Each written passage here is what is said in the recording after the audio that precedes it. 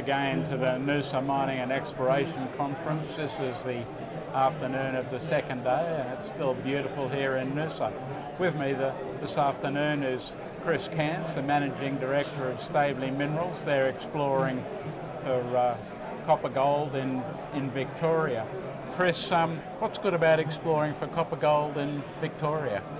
Well, Victoria's got a lot of existing infrastructure. When it's not as if we're in the middle of Uzbekistan or anywhere like that. It's easy to get to. We've got a rail line that goes straight through the project, electricity infrastructure right near the project. So if we go into a development, we've got all those advantages above a remote area sort of exploration destination.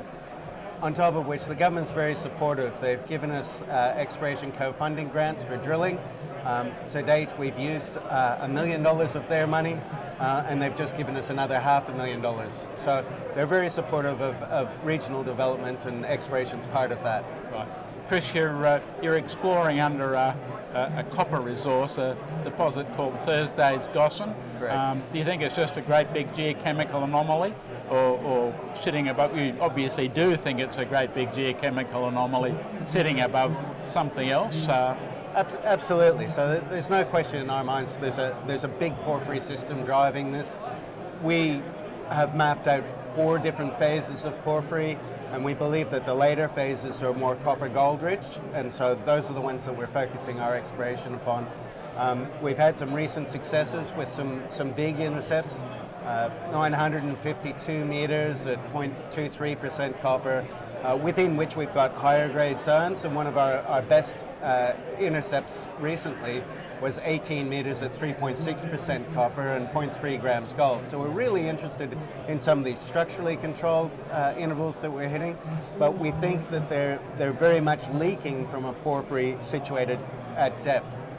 And your current drilling still is then for the big porphyry rather than trying to evaluate these smaller, higher grade deposits that you mentioned? Absolutely. So in terms of value for our shareholders, the prize is the big porphyry. There's no question about that. At some point in time, we may have to decide that it's getting too deep.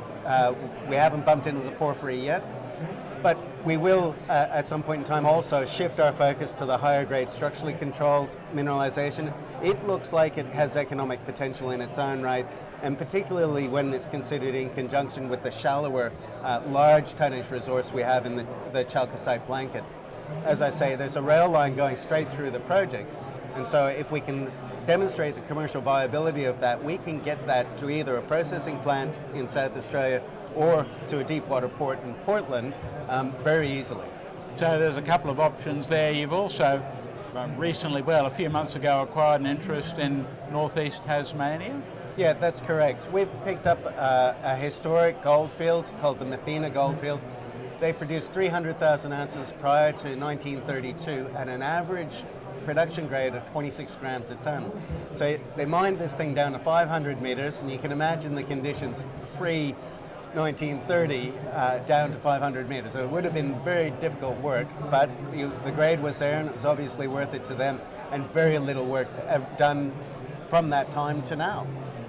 But the focus, at least for the next few months, is on the Thursday's Gossan, or drilling beneath the Thursday's Gossan copper deposit, the chalcocite blanket. That's right. We think that we've now mapped out a pretty convincing conduit where these fluids have been coming up from the porphyry at depth, and our current drilling is just drilling straight down the axis of that conduit, and it must intersect the porphyry at depth. So that's what we're chasing. And you've got an interesting arrangement with your drilling contractor, where they've been drilling, taking some shares as well as cash, obviously. That's correct. The principle is 50% of the drilling cost is paid for in equity by issuance of Stavely shares, which is a great vote of confidence on the part of the drillers in the project that we're trying to explore.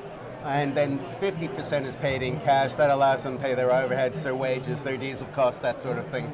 But they're taking the risk side by side with us. Okay. Well, thanks very much, Chris. Thanks for explaining the story. So, Stavely Minerals, ASX code SVY. We've got research on the company. Commend it to you. Thank you.